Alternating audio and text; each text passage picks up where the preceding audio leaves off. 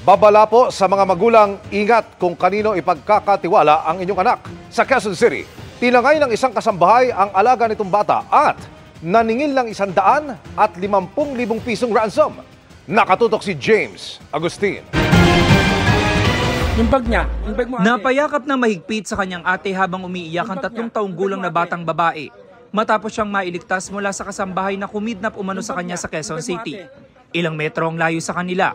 Inaresto ng pulisya ang 24 anyo sa babaeng kasambahay sa FPJ Avenue kung saan nangyari ang transaksyon. Sa imbestigasyon ng pulisya, linggo ng gabi nang isama ng kasambahay ang bata. Itong kasambahay na almost 2 years na naninilbihan doon sa ating complainant, nagpaalam na kukuha siya ng gamot sa adjacent house nila. So pumayag naman tong complainant, no? Kasi siyempre kasambahay nila, kasama yung 3 years old na bata. Lumipas daw ang halos 3 oras pero hindi na bumalik ang dalawa. Doon na nag-report ang mga magulang ng bata sa Masambong Police Station.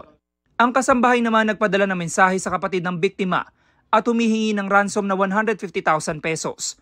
Sa palitan ng mensahe sa messaging app, nagpadala pa ang kasambahay ng larawan ng bata.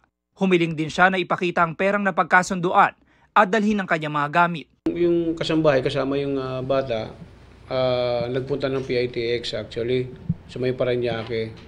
Pagdating ng Parañaque, para nakapag-isip, sumakay ng taxi, nagpahatid doon sa may Cubao, sa isang terminal doon. So, nung makita na sarado yung terminal, nagpahatid naman tong suspect natin kasama yung bata dito sa may EDSA Muñoz. Nabawi mula sa kasambahay ang bag na naglalaman ng pera na iniabot sa kanya ng kapatid ng biktima. Pagdating sa police station, positibo siyang kinilala ng mga magulang ng bata.